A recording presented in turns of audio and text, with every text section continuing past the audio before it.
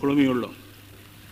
இன்று பேராசிரியர் வேலுப்பிள்ளை அவர்கள் நிகழ்த்தவிருக்கும் தொடக்க பேருரைக்கு அவரது ஆசிரியர் என்ற முறையில் தலைமை தாங்குவது எனக்கு பெரும் மகிழ்ச்சியை தருகின்றது.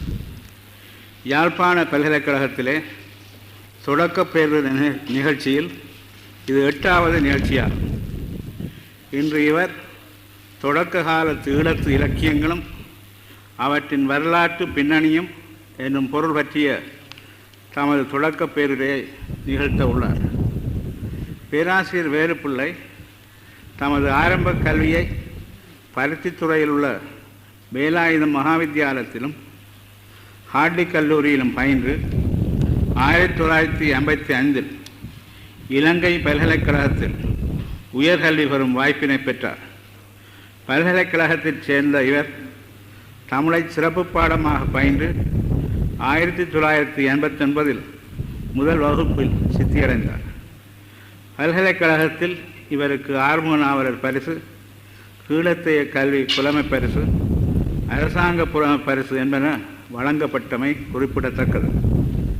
1961 ஆண்டில் இலங்கை சிவில் சேவைக்கு தெரிவு செய்யப்பட்டிருந்த போதிலும் பல்கலைக்கழக கல்வி சார்பணியில் இவர் பெரிதும் நாட்டம் கொண்டிருந்தமையினால் அப்பதவியை ஏற்காது தமிழ் பற்றின் காரணமாக பல்கலைக்கழக சேவையிலே கடமையாற்றலானார்.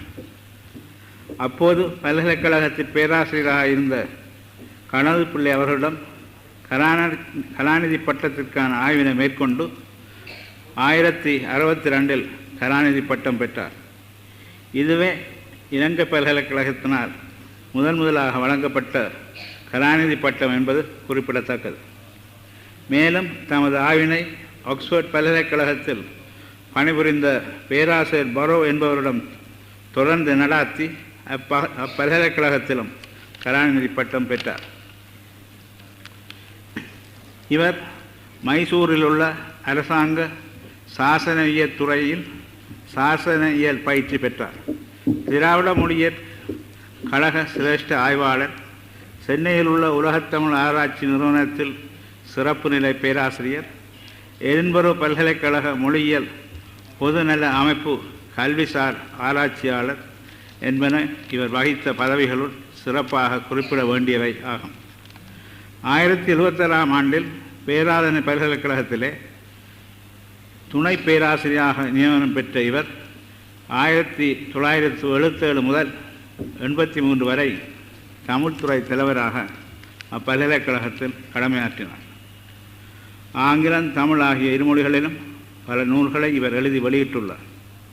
சாசனம், இலக்கணம், மொழியியல், இலக்கியம், சமயம் என்பன தொடர்பாக 9 நூல்களை வெளியிட்டுள்ளார். இந்நூல்கள் சில இந்திய பல்கலைக்கழகங்களில் பாட நூல்களாக பரிந்துரை செய்யப்பட்டு பயன்படுத்தப்படுகின்றன. செக்கோஸ்லோவாக்கியா, பிரித்தானியா, இந்தியா போன்ற நாடுகளில் இருந்து வெளிவரும் சர்வதேச சஞ்சிகைகளில் கட்டுரைகள் வெளியிட்டதோடு அமையாது அகில உலக தமிழராட்சி மகாநாட்டு கருத்தரங்களிலும் கட்டுரைகள் படிக்கப்பட்டு மகாநாட்டு ஆராய்ச்சி தொகுதியிலே இவரின் ஆய்வு கட்டுரைகள் வெளியிடப்பட்டுள்ளன. மொழியியல், தமிழியல் தொடர்பாக இவருக்குள்ள மதிப்பு திருவனந்தபுரத்தில் உள்ள திராவிட மொழியியற் கழக ஆயுட்கால உறுப்பினராகவும், சென்னை தமிழியற் சஞ்சிகையின் ஆசிரியர் குழுவின் உறுப்பினராகவும், இந்திய மொழியியற் கழகத்தின் சாசனவியற் கழகத்தினதும் உறுப்பினராகவும் இருப்பதிலிருந்து நன்கு புலப்படும். தமிழ் வரலாற்று இலக்கணம், தமிழ் இலக்கியத்திற்கு காலமும் கருத்தும், சாசனமும் தமிழும், தமிழர் சமய வரலாறு, study of dialects in inscriptional Tamil, epigraphical evidences for Tamil studies என்பன இவர் எழுதிய நூல்கள் சிலவாகும். இவற்றுள் study of dialects in inscriptional Tamil திராவிட மொழியியற் கழகத்திலும், epigraphical evidences for Tamil studies உலகத்தமிழ் ஆராய்ச்சி நிறுவனத்தாலும் வெளியிடப்பட்டமை குறிப்பிடத்தக்கது. இத்தகைய சிறப்புகள் குறித்தான பேராசிரியர் வேலுப்பிள்ளை 1984 ஆண்டு யாழ்ப்பாண பல்கலைக்கழகத்தில் தமிழ் பேராசிரியராக நியமனம் பெற்றார். கொழும்பு தமிழ் சங்கத்தின் அழைப்பின் பேரில் இலங்கை தமிழ் சாசனங்களை புதிய பதிப்பாக கொண்டு வரும் முயற்சியில் இவர் இப்பொழுது ஈடுபட்டுள்ளார் என்பதும் இன்று குறிப்பிடத்தக்கது. பல்கலைக்கழகத்தின் மரபுக்கமைய அவர் இன்று ஆற்ற இருக்கும் தொடக்க பேருரை தொடக்க கால ஈழத்து இலக்கியங்களும் அவற்றின் வரலாற்று பின்னணியும் என்னும் பொருள் பற்றியதாகும். அவரை அவரது தொடக்க பேருரை நிகழ்த்துமாறு அன்புடன் அழைக்கின்றேன். 2000 ஆண்டுகளுக்கு குறையாத தொடர்ச்சி குன்றாத தமிழ் இலக்கிய வரலாற்று பின்னணியிலே ஈழத்து தமிழிலக்கிய வரலாற்றை வைத்து பார்க்கும்போது ஈழத்து தமிழிலக்கிய வரலாறு மிகவும் தொய்ந்து காணப்படுகிறது. பொதுவான தமிழிலக்கிய வரலாறு பற்றிய நூல்கள் பல வெளிவந்துள்ளன. இலங்கை தமிழிலக்கிய வரலாறு என்று ஒரு நூல் இன்னும் வெளிவரவில்லை. இலங்கை தமிழிலக்கிய வரலாறு என்பது ஒரு தனி பாடநெறியாக அண்மை காலத்திலிருந்தே இலங்கை பல்கலைக்கழக தமிழ் துறைகளில் இடம்பெற்று வருகின்றது. ஈழத்து தமிழிலக்கியம் பற்றி இதுவரை வெளிவந்துள்ள நூல்களிலே விதந்து குறிப்பிடக்கூடிய ஆக்கம் கலாநிதி கானாசேனா நடராசா வெளியிட்டுள்ள ஈழத்து தமிழிலக்கிய வளர்ச்சி என்பதாகும். இந்நூல் 14ஆம் நூற்றாண்டு முதல் 18ஆம் நூற்றாண்டு வரையிலான வளர்ச்சியை எடுத்து காட்டும் முகத்தால் ஈழத்து தமிழிலக்கிய வரலாற்றின் தொடக்க காலத்தை கூறுவதாக ஆசிரியர் கூறியுள்ளார். வரலாற்று பின்னணியின் அடிப்படையிலே நூலாசிரியர் நடராசாவின் கருத்துக்கள் சிலவற்றை ஆராய்வதே இப்பேருரையின் நோக்கமாகும். நடராசா சோதிட வைத்திய நூல்களின் தோற்றம் பற்றி கொண்ட பார்வை ஆழம் பெற வேண்டும். 14ஆம் நூற்றாண்டு வரையிலே தமிழ் கல்வெட்டு சான்று கொண்டு தமிழர் குடியிருப்பு பற்றியும் தமிழ் செய்யுள் மரபின் வழக்காறு பற்றியும் ஆசிரியர் கொண்ட கருத்து விரிவு பெற வேண்டும். ஈழத்து பூதந்தேவனாரை ஒதுக்கிவிட்டமை கைவிடப்பட வேண்டும். நூலின் முடிவுரையிலே நடராசா தெரிவிக்கும் கருத்து வருமாறு: ஆரம்பகால ஈழத் தமிழிலக்கியங்களை நோக்குமிடத்து அவை வடக்கு தெற்கு என்ற பாகுபாடு இன்றி ஆங்காங்குள்ள அரசர்களின் ஆதரவிலேயே வளர்ந்திருக்கின்றன என்று காணலாம். அத்தகைய நூல்கள் சில அவற்றை செய்வித்த அரசர் பேராலே வழங்கி வருவதும் அதற்கு சான்றாகும். அக்கால இலங்கை அரசர்கள் சோதிடத்திலும் வைத்தியத்திலும் முக்கிய கவனம் செலுத்தி இருக்கிறார்கள் என்பது அவர்கள் செய்வித்த ஆதி நூல்களை கொண்டு அறியலாம். அப்பொழுதிருந்த நிலைவேறற்ற அரசியல் நிலைமை அதற்கு காரணமாக இருந்திருக்கலாம். எவ்வாறாயினும் சோதிடத்திலே ஈழத் தமிழ் மன்னருக்கும் சிங்கள அரசர்களுக்கும் 14ஆம் நூற்றாண்டில் ஏற்பட்டிருந்த பெரு நம்பிக்கையை அவர்கள் செய்வித்த சோதிட நூல்கள் பிரதிபலிக்கின்றன. 14ஆம் நூற்றாண்டு அரசியல் வரலாற்றை நுணுகி நோக்கும்போது மேற்படி பந்தியில் உள்ள கருத்துக்கள் சில தெளிவுறும். சிங்கள அரசின் வீழ்ச்சி காலம் 13ஆம் நூற்றாண்டிலேயே ஆரம்பித்து விட்டது. சோழ பேரரசருக்கு பயந்த காலம் போய் கலிங்க மாகனுக்கும் மலாய் சந்திரபானுவுக்கும் பாண்டிய பேரரசருக்கும் பயப்பட்டு வாழ வேண்டிய நிலையிலே தம்பதேனியாவில் இருந்த சிங்கள அரசு இருந்தது. வட இலங்கை பாண்டிய பேரரசரின் தளபதியாக வந்த ஆரிய சக்கரவர்த்தியினாலே ஆளப்பட்டு வந்தது. இந்த சூழ்நிலையிலே தம்பதேனியாவில் ஆட்சி புரிந்த 4ஆம் பராக்கிரமபாகுவுக்கு சோதிடத்தில் அலாதி நம்பிக்கை ஏற்பட்டிருக்கிறது. சோதிடராக வந்து சேர்ந்த தமிழ் புலவர் இலங்கையின் தென்முனையான தேவினுவரவையில் இருந்த பிரபல விஷ்ணு கோயிலின் அந்தணரான போசராசர் என்பவர்.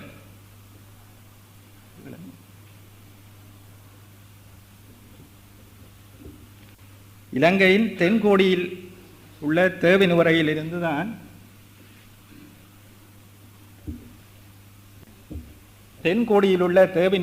இருந்துதான் முதல் தமிழ் நூல் இலங்கையிலே எங்களுக்கு இப்பொழுது கிடைக்கிற நூல் தோன்றியிருக்கிறது.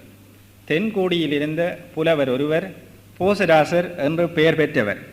தேவினுவரை என்பதே தேனுவரை என்று மருவி இருக்கிறது. பெருமாள் என்பது திருமாலுக்கு ஒரு நாமம். தேனுவரை பெருமாள் எனப்பட்ட போசராச பண்டிதர் ஒரு வீர வைணவர் அல்லது தடித்த வைணவர் என்பது சரஸ்வதி மாலையின் கண்ணுள்ள அகச்சான்றுகளால் புலப்படுகிறது. தம்முடைய நூலில் விநாயகருக்கும் விஷ்ணுவுக்கும் மட்டுமே கடவுள் வாழ்த்து பாடியுள்ளார்.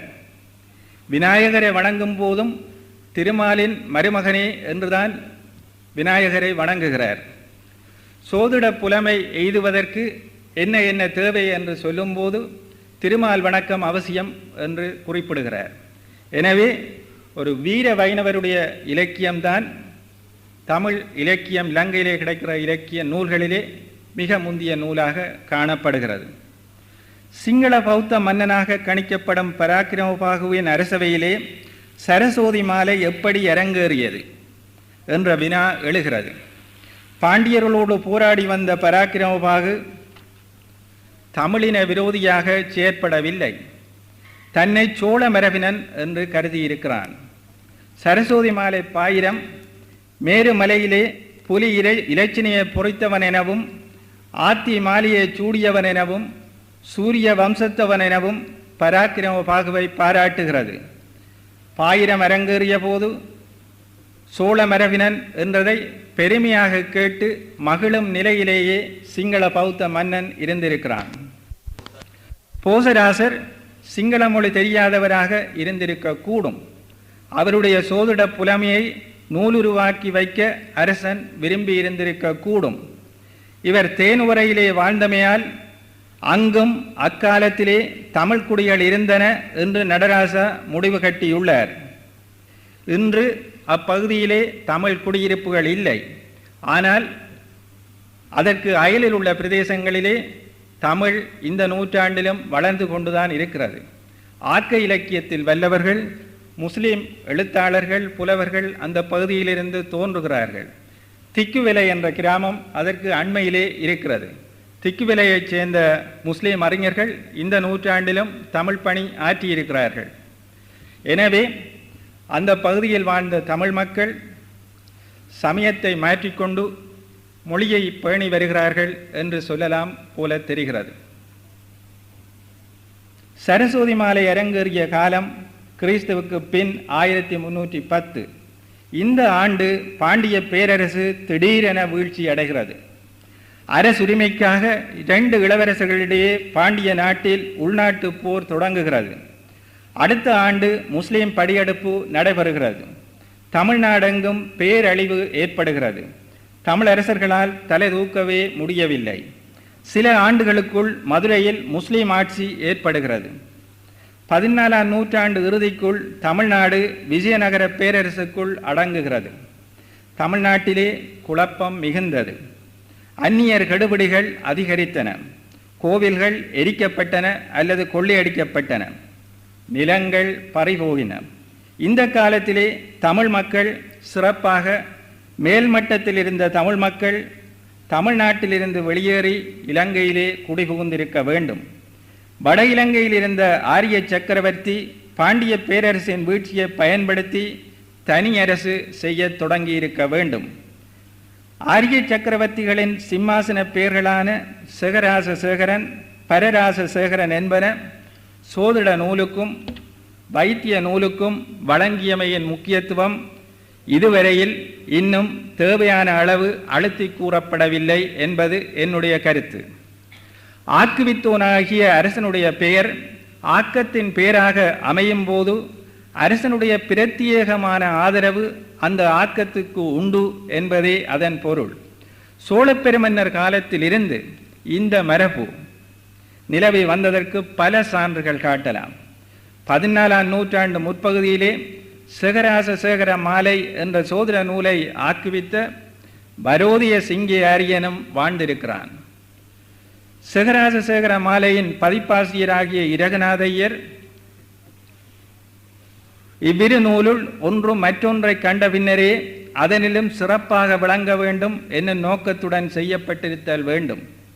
முந்திய படலங்களில் சரஸ்வதி மாலையில் சுருக்கமாக கூறப்பட்ட பல விஷயங்கள் சேகராச சேகர மாலையில் விரிவாக விளக்கப்பட்டமையாலும் அதில் கூறப்படாத சில விஷயங்கள் இதில் புதிதாக சேர்க்கப்பட்டமையாலும் சேகராச சேகர மாலையே பிந்தி செய்யப்பட்டது என்பது தெளிவாகிறது என்று கூறியுள்ளார். சரஸ்வதி மாலையை திருத்தியும் புதுக்கியும் சேகராச சேகர மாலை வெகு விரைவில் தோன்றிய சூழ்நிலை ஆராயப்பட வேண்டும். சரஸ்வதி மாலையை அரங்கேற்றுவித்த பராக்கிரமபாகு நிம்மதியாக வாழவில்லை. பாண்டிய பேரரசின் வீழ்ச்சி அவனுக்கு நன்மையாக முடியவில்லை. தனியரசு அமைத்து கொண்ட வரோதய சிங்கையாரியனின் தாக்குதல்களை சமாளிக்க முடியவில்லை. அவனுக்கு வேறு உட்பகையும் இருந்து வந்தது. தன்னுடைய தலைநகரை மலையரண்கள் நன்கு வாய்க்கப்பெற்ற குருநாகலுக்கு மாற்றி பார்த்தான். அம்மன்னன் சில ஆண்டுகளின் பின் படுகொலை செய்யப்பட்டான். அந்த சூழ்நிலையிலே சரஸ்வதி மாலையின் மக்கள் நம்பிக்கை தளர்ந்திருக்கும். இந்த சந்தர்ப்பத்தில் இந்துவெளியின் வரலாற்றுக்கு முந்திய நாகரிகம் என்ற பெயரில் K.N. தீக்ஷித் என்பவர் அண்மை காலத்தில் சென்னை பல்கலைக்கழகத்தின் ஊடாக வெளியிட்ட நூலொன்றில் காணப்படும் கருத்தொன்றை நோக்கலாம். The cities of the Indus Valley civilization were inhabited by the intellectual class of people like physicians and astrologers. வைத்தியர்கள் சோதிடர்கள் என்ற புத்திஜீவிகள் இந்துவெளி நாகரிகத்து அந்த நகர்களில் வாழ்ந்தார்கள் என்று இவர் சில ஆதாரங்களை காட்டி முடிவு கூறியுள்ளார். இந்துவெளியின் வரலாற்றுக்கு முந்தைய நாகரிகம் திராவிடருக்குரியது என்ற கருத்து இன்று வலுப்பட்டு வருகிறது. அப்படியானால் கிறிஸ்துவுக்கு முன் 2000-3000 ஆண்டுகளிலே திராவிடர் வைத்தியர்களாகவும் சோதரர்களாகவும் பிரபலம் பெற்று விளங்கினர். கிறிஸ்துவுக்கு பின் 14ஆம் நூற்றாண்டிலே ஈழத்திலே தமிழ் நூல்கள் தோன்றத் தொடங்கிய போது வைத்திய நூல்களும் சோதர நூல்களுமே முக்கியமானவையாக தோன்றுவது திராவிட பண்பாட்டுக்கு இயல்பானதாக காணப்படுவது வியப்பாக இருக்கிறது. தமிழ்நாட்டில் இருந்து இலங்கையில் வந்து குடியேறிய மக்களுள் ஒரு பகுதியினருக்கு சோதிடமும் வைத்தியமும் தொழில்களாக இருந்திருக்க வேண்டும். சேகராசசேகர மாலை அரசனுடைய பெயரால் அரச முத்திரை குத்தப்பட்ட சோதிட முறையை அறிமுகம் செய்து தொழிலை பாதுகாக்க எழுந்த நூல் என்று கூறலாம்.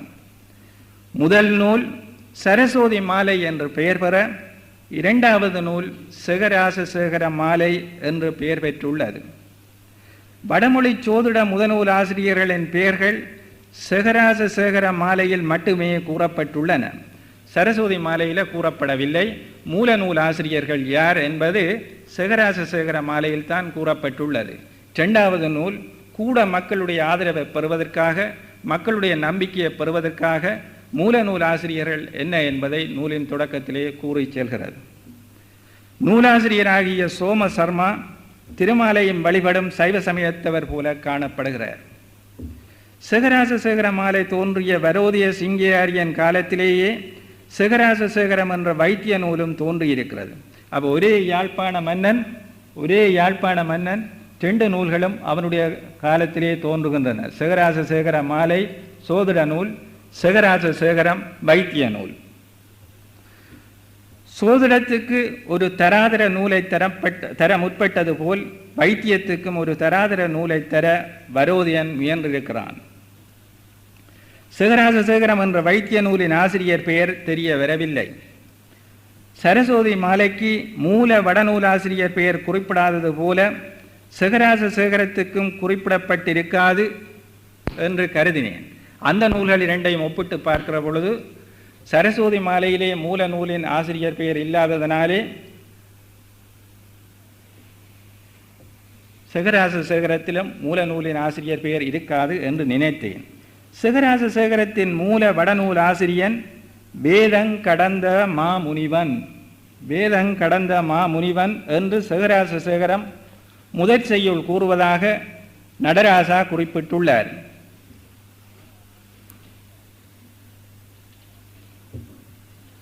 வேதங்கடந்த மாமுனிவன் என்று எவருக்கும் பெயர் இல்லை. ஆயுர்வேத வைத்தியத்தின் தோற்றம் பற்றிய மரபு, சிறிதளவு இலக்கண அறிவு, இவை இரண்டும் ஒன்று சேர இருந்தால் மர்மம் தெளிவாகும். சித்த வைத்தியத்தை சிவபெருமான் உபதேசித்தார் என்பது போல பிரமதேவனே ஆயுர்வேதத்தை உபதேசித்தார் என்பது ஐதீகம். வேதங்களை தோற்றுவித்தவனும் பிரமனே என்பது வைதீக மரபு. எனவே வேதங்கடந்த மாமுனிவன் என்பது வேதங்கள் தந்த மாமுனிவன். வேதம் கடந்த வேதங்கள் தந்த ரெண்டும் தமிழிலே ஒரே மாதிரியான புணர்ச்சி விதி கொள்ளும். இதை வாசித்து பார்த்த பொழுது இந்த ஈழத்து தமிழ் இலக்கிய வளர்ச்சி எழுதிய ஆசிரியருக்கு அதை பிரித்து பார்க்க தெரியாமல் போய்விட்டது. இந்த செய்யுள் இதிலே காணப்படுகிறது, நீங்கள் பொருத்தி பார்க்கலாம். பிரமாவை தான் அது குறிப்பிடுகிறது. பிரமா என்று பார்க்கிற போது செய்யுள் அர்த்தம் சரியாக பொருந்தி வரும். முதநூல் ஒன்று இருக்கும்போது அதனை திருத்தியும் புதுக்கியும் வெளியிடுவது சுலபம். புதியதாக தராதரமான முதநூலை ஆக்குவது சிரமம்.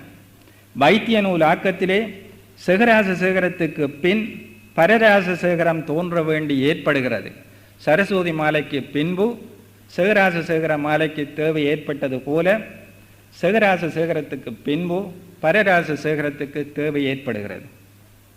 நடராசாவின் கூற்று வருமாறு: பரராச சேகரத்தை விட சேகராச சேகரம் காலத்தால் சிறிது முற்பட்டது என்பதற்கு சில ஆதாரங்களை காட்டலாம். சேகராச சேகரத்தோடு நோக்குமிடத்து பரராச சேகரம் பாரிய நூலாகும். சேகராச சேகரத்தில் சொல்லப்பட்டனவும் சொல்லப்படாத பலவும் பரராச சேகரத்தில் சொல்லப்படுகின்றன. சேகராச சேகரம் செய்யப்பட்ட பின்னர் அதனை கண்ணுற்ற ஒருவரே சேகராச சேகரத்தின் குறைபாடுகளை நோக்கி பரராச சேகரத்தை செய்திருக்க வேண்டும் என்று அவர் குறிப்பிடுகிறார். பரராச சேகரம் அளவு பாரிய நூல் எதுவும் இலங்கை தமிழில் வேறு இல்லை. அதை அழுத்தி சொல்ல வேண்டியது அவசியம். இலங்கை தமிழ் நூல் எதுவும் 8000 செய்யுள்களுக்கு மேலே அமையவில்லை. இப்போ இலங்கையிலே தோன்றிய மிகப்பெரிய செய்யுள் நூல் பரராச சேகரம்தான். 12000 செய்யுள்கள் இருந்தன, 8000 தான் அச்சில் வந்திருக்கின்றன என்று சொல்லப்படுகிறது. 12000 செய்யுள்கள் என்று கொண்டால் தமிழிலேயே அவ்வளவு பெரிய நூல் இந்திய தமிழிலும் இருக்கின்றதா என்பது சந்தேகம். ராமாயணம், கந்த புராணம் முதலியவை கிட்டத்தட்ட 10,000 செய்யுள்கள் தான் கொண்டவை. 12000 செய்யுள்கள் அதிகம் விஷயங்களை தெரிவிக்கிற செய்யுள்கள். புலமை, கவித்துவம், உவமை, உருவகம், தற்குறிப்பேற்றம் அப்படி அடக்கி கொண்டு போனால் விரித்து செல்வது சுகம். ஆனால் வைத்தியம் விடயத்தை எடுத்து கூறுவது, நேரடியாக விடயத்தை எடுத்து கூறுவது 12000 செய்யுள்களிலே நூல்கள் தோன்றியிருந்தால் அதற்கு புறம்பான முக்கியத்துவம் கொடுத்து தமிழ் இலக்கிய வளர்ச்சி நாங்கள் அதற்கு ஏற்ற இடம் கொடுக்க வேண்டும். பரராச சேகரம் என்பது எந்த சிங்கியாரிய பரராச சேகரன் காலத்திலே பாடப்பட்டது என்பது தெரிய வரவில்லை. 19ஆம் நூற்றாண்டிலே ராமநாதபுரம் சேதுபதி மன்னர்கள் தொகுப்பித்த சித்த வைத்திய சங்கிரகமும், தஞ்ச மராட்டிய மன்னன் 2ஆம் சரபோஜி தொகுப்பித்த சரவேந்திர வைத்திய முறைகளும் வைத்தியர்கள் புலவர்கள் பலரின் கூட்டு முயற்சிகளாக இருந்தது போல பரராச சேகரம் ஆரிய சக்கரவர்த்திகளின் அரசவையிலே கூட்டு முயற்சியாக இருந்திருக்கக்கூடும். ஏன் ஒரு புலவர் என்று நடராசா கூறுகிறார் என்று தெரியவில்லை. ஒரு நூல் என்றால் ஒரு புலவன் என்று இருக்கலாம் என்று நினைத்தார் போல தெரிகிறது. பலருடைய கூட்டு முயற்சியாக இருக்கலாம். பிற்கால வரலாறுகளை பார்க்கிற போது அப்படி நினைக்கிறது தான் பொருத்தமாக தெரிகிறது. அரசவையிலே பல புலவர்களுடைய கூட்டு முயற்சியாக இந்த பரராச சேகரம் இருந்திருக்கக்கூடும். மேலும் கவனிக்க வேண்டியது, இரு நூல்களும் வடமொழி ஆயுள்வேத வைத்திய நூல்களின் தழுவல்கள் என்று பாயிரங்களிலே கூறப்பட்டிருக்கிறது.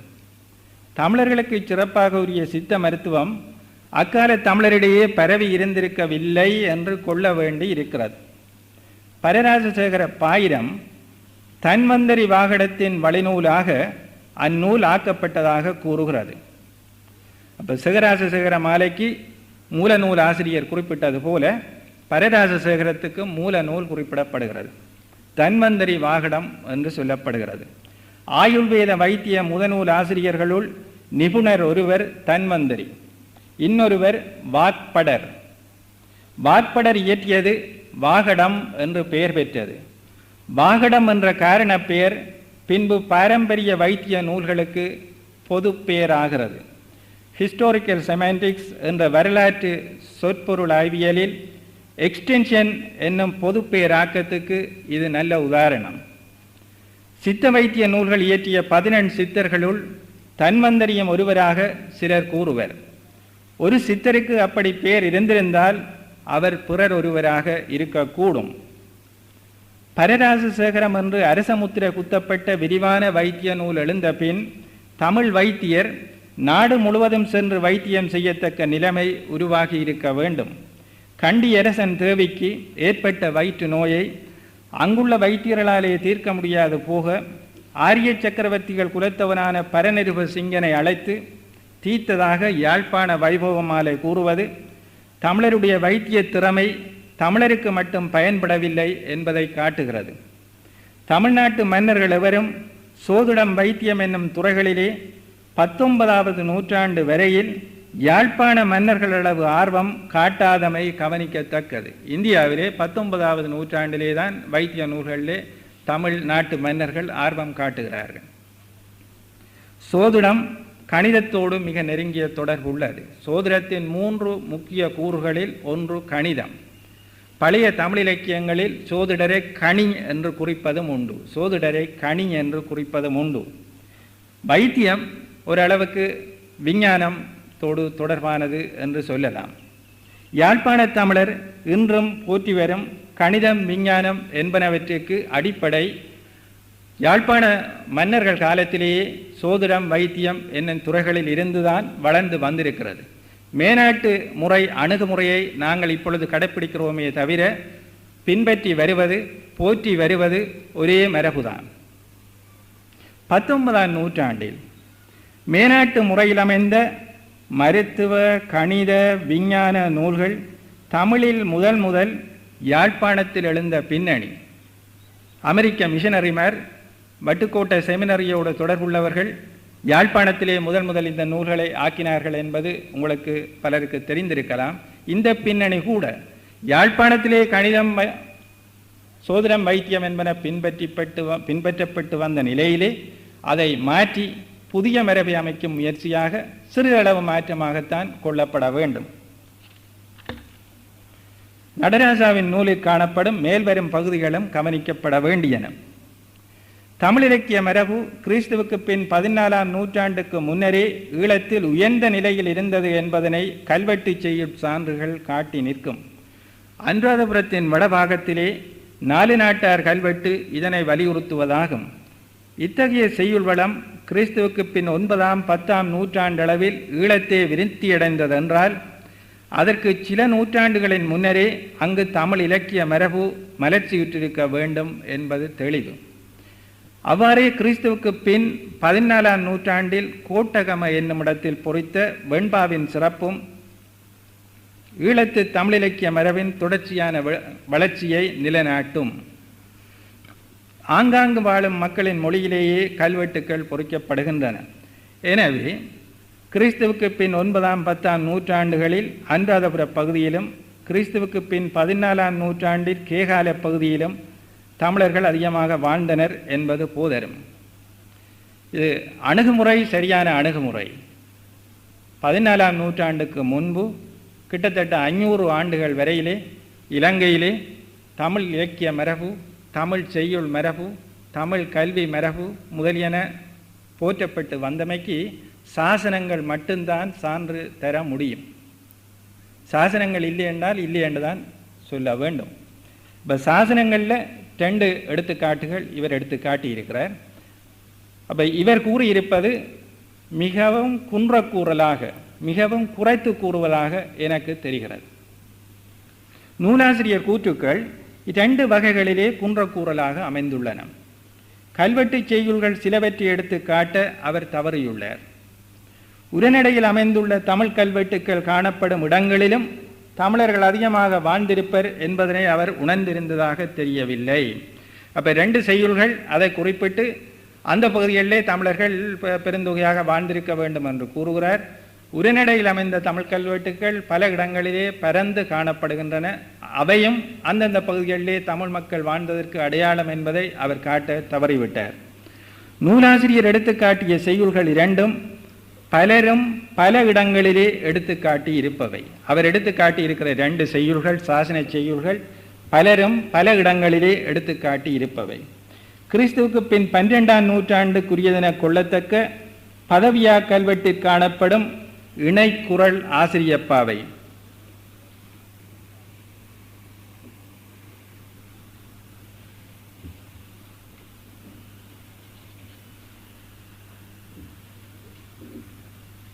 12ஆம் நூற்றாண்டு கல்வெட்டு பதவியாவில் கிடைத்தது. இணைக்குறள் ஆசிரியப்பா என்னால் பதிப்பித்து வெளியிடப்பட்டது மேலே குறிப்பிடப்படுகிற நூலிலே.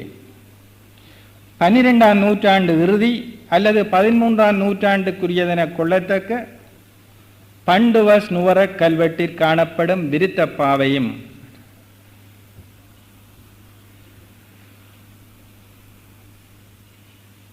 நடராசா குறிக்க தவறியுள்ளார்.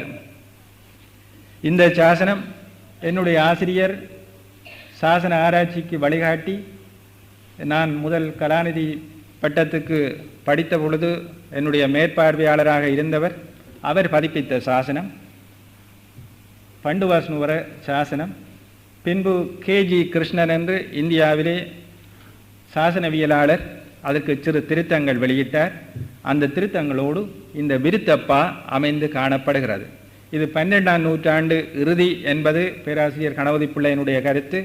13ஆம் நூற்றாண்டின் தொடக்கமாக இருக்கலாம் என்பது பரணவித்தானையினுடைய கருத்து. கிட்டத்தட்ட அதே காலம். இது ரெண்டு முக்கியமான செய்யுள்கள். திருகோணமலை, வவனியா, அனுராதபுரம் முதலிய மாவட்டங்களின் எல்லையிலே பதவியா அமைந்துள்ளது. சரஸ்வதி பதவியாவிலே ஒரு சாசனம் கிடைக்கிறது. மற்ற சாசனம் பண்டுவஸ்னுவர என்று குருநாகல் மாவட்டத்திலே கிடைத்துள்ளது. சரஸ்வதி மாலை அரங்கேறிய தம்பதேனியாவுக்கு அண்மையிலே பண்டுவஸ்னுவரை காணப்படுகிறது. அந்த பகுதியிலே தம்பதேனியாவுக்கு ஒரு 30-40 மைலுக்கு இடையிலே 100 ஆண்டுகள் முன்பும் தமிழ் செய்யுள் தோன்றியிருக்கிறது. இலங்கை தமிழ் கல்வெட்டுக்களிலே வெண்பா மட்டுமன்றி ஏனைய செய்யுள் வகைகளும் காணப்பட்டதை இந்த எடுத்துக்காட்டுகள் புலப்படுத்தி இருக்கும். நடராசா 2 வெண்பாக்களைத்தான் காட்டியுள்ளார். இணைக்குறள் ஆசிரியப்பா, விருத்தப்பா முதலிய ஏனைய செய்யுள் வகைகளும் இலங்கையிலே தோன்றி இருந்தன என்பதை இந்த சான்றுகளை காட்டியிருந்தால் புலப்பட்டிருக்கும். சோழ பெருமன்னர்கள் இலங்கையை ஆண்ட காலத்திலே பொறிக்கப்பட்ட கல்வெட்டுக்கள் சிலவற்றிலே அம்மன்னர்களை பற்றிய மெய்க்கீர்த்தி செய்யுள்களும் இடம்பெற்றுள்ளன. அவை தமிழ்நாட்டிலே ஆக்கப்பட்ட செய்யுள்கள் ஆதலால் ஈழத்தமிழ் இலக்கிய மரபு பற்றிய ஆராய்ச்சிக்கு அவை முக்கியமானவை அல்ல. ஆனாலும் அந்த சாசனங்கள், அதிலும் முதல் ராசராசனுக்குரிய சாசனம் இலங்கையை முதல் கைப்பற்றியவன் பதவியாவில தான் காணப்படுகிறது. பின்பு திருகோணமலை மாவட்டத்தில் பல சாசனங்கள் காணப்பட்டுள்ளன. அவர்களுடைய தலைநகராக விளங்கிய பொலனறுவாவிலும் காணப்பட்டுள்ளது. கிறிஸ்துவுக்கு பின் 9ஆம் நூற்றாண்டுக்கும் கிறிஸ்துவுக்கு பின் 14ஆம் நூற்றாண்டுக்கும் இடைப்பட்ட காலத்திலே தமிழ் கல்வெட்டுகள் இலங்கையில் காணப்படும் இடங்களை கொண்டு தமிழர்கள் எவ்வப்பகுதிகளிலே தொகையாக வாழ்ந்தார்கள் என்று ஆராய்வது சுவையானது. தமிழ் கல்வெட்டுகள் கண்டுபிடிக்கப்படாத இடங்களிலே தமிழர் குடியிருப்புகள் இருக்கவில்லை என்று முடிவு கட்ட முடியாது. கட்டாயமாக சாசனங்கள் இருந்திருக்கத்தான் வேண்டும் என்று சொல்ல முடியாது. ஆனால் சாசனங்கள் எழுந்த பகுதிகளிலே தமிழர்கள் தனிய தமிழர் என்று இல்லாவிட்டாலும் ஒரு குறிப்பிட்ட தொகையாவது இருந்திருக்க வேண்டும் என்று சொல்லலாம். கல்வெட்டுகள் காணப்படாததற்கு பல காரணங்கள் இருக்கலாம். கிழக்கு மாகாணத்தைச் சேர்ந்த திருகோணமலை மாவட்டத்திலே வெவ்வேறு பகுதிகளிலும் பல தமிழ் சாசனங்கள் கண்டுபிடிக்கப்பட்டுள்ளன. இந்த 9-14ஆம் நூற்றாண்டுக்கு இடையிலே மிக பெருந்தொகையான தமிழ் கல்வெட்டுக்கள் இலங்கையிலே திருகோணமலை மாவட்டத்திலே தான் காண கிடைக்கின்றன. திருகோணமலை மாவட்டத்திலே, அதுவும் திருகோணமலை பட்டினத்தில் மட்டுமில்லை, ஆங்காங்கு தமிழ் கல்வெட்டுகள் அந்த காலத்தில் தொடங்கி கிட்டத்தட்ட 1000 ஆண்டுகளாக தொடர்ச்சி குன்றாத முறையிலே திருகோணமலை மாவட்டத்திலே தமிழர் செல்வாக்கு 1975 வரையில் அதிகமாகத்தான் இருந்திருக்கிறது. மேற்குறிப்பிட்ட காலப்பகுதியிலே இலங்கையின் தலைநகர்கள் காணப்பட்ட வடமத்திய மாகாணத்தைச் சார்ந்த அனுராதபுரம், புலனறுவை மாவட்டங்களிலும் வடமேல் மாகாணத்தைச் சார்ந்த குருநாகல் மாவட்டத்தில் பல தமிழ் கல்வெட்டுகளும் புத்தளம் மாவட்டத்தில் ஒரு தமிழ் கல்வெட்டும் கண்டுபிடிக்கப்பட்டுள்ளன. வடமாகாணத்தில் யாழ்ப்பாண மாவட்டத்திலும் மன்னார் மாவட்டத்திலும் தமிழ் கல்வெட்டுகள் கண்டுபிடித்து வெளியிடப்பட்டுள்ளன. மத்திய மாகாணத்தில் உள்ள மாத்தளை மாவட்டம், மேல் மாகாணத்தில் உள்ள களுத்துறை மாவட்டம், தென் மாகாணத்தில் உள்ள காலி, மாத்தறை, அம்பாந்தோட்டை மாவட்டங்கள். அந்த தேவின் உரையை பற்றி நான் குறிப்பிட்ட பொழுது சொன்னேன். அது மாத்தறை மாவட்டத்தில் அமைந்திருக்கிறது. அங்கே ஒரு தமிழ் கல்வெட்டும் கிடைத்திருக்கிறது, பிராமணர்களுக்கு நிலதானம் செய்ததை பற்றிய கல்வெட்டு. இலங்கை தமிழ் இலக்கியம் சங்க காலத்திலிருந்து வளர்ந்து வருவதாக கொள்ளும் மரபு காணப்படுகிறது. வெவ்வேறு காரணங்களை காட்டி தொல்காப்பியர், முரஞ்சியூர் முடிநாகராயர், அம்மூவனார் முதலியோர் ஈழத்தவர் என சிலர் காட்ட முனைந்தனராயினும் இன்று இவர்களுடைய பெயர்களை வற்புறுத்துவோர் இலர் என்றே கூறலாம். ஈழத்து பூதந்தேவனாரின் பெயர் கணேசையருடைய புலவர் வரிசையிலே இடம்பெற்று இன்று பலரால் ஏற்கப்பட்டு வருகிறது. ஈழத்து பூதந்தேவனாரை இலங்கை நாட்டின் முதற் புலவராக ஏன் ஏற்க முடியாதென நடராசாவும் கலாநிதி பூலோகசிங்கமும் சில காரணங்களை காட்டியுள்ளனர். நடராசா காட்டியுள்ள காரணங்கள் வருமாறு: ஈழத்து பூதந்தேவனார் இலங்கையில் பிறந்து வளர்ந்தவர் என்பதை நிரூபிக்கும் வரை அவர் பாடல்களை ஈழத் தமிழ் இலக்கிய வரிசையில் இணைத்து கூற முடியுமா என்பது சந்தேகமே. அப்புலவர் பெயருக்கிட்டு உள்ள அடமொழியாய ஈழத்து என்ற ஒரு சொல்லை மட்டும் கொண்டு அவர் இலங்கையர் என்று சாதிப்பது தக்கதென தோன்றவில்லை. ஈழவர் என்ற ஒரு வகுப்பினர் கேரள நாட்டிலும் வாழ்ந்தனர் என அறியப்படுகிறது. அவர் வாழ்பதியும் ஈழமென வழங்கப்பட்டிருத்தல் சாலும். இது நடராசாவினுடைய கூற்று. கலாநிதி பூலோகசிங்கத்தினுடைய கூற்று. பூதன் ரேவனார், ஈழத்து பூதன் ரேவனார், மதுரை ஈழத்து பூதன் ரேவனார் என்ற பெயர்களை உடையவர் மூவேந்தர் ஆட்சி காலத்திலே வாழ்ந்தமை குறுந்தொகை, நற்றிணை, அகநானூறு என்னும் தொகை நூல்களால் புலனாகும். பூதந்தேவனார் இலங்கையைச் சேர்ந்தவர் என்பதற்கு ஆதாரம் கிடைக்குமாறு இல்லை.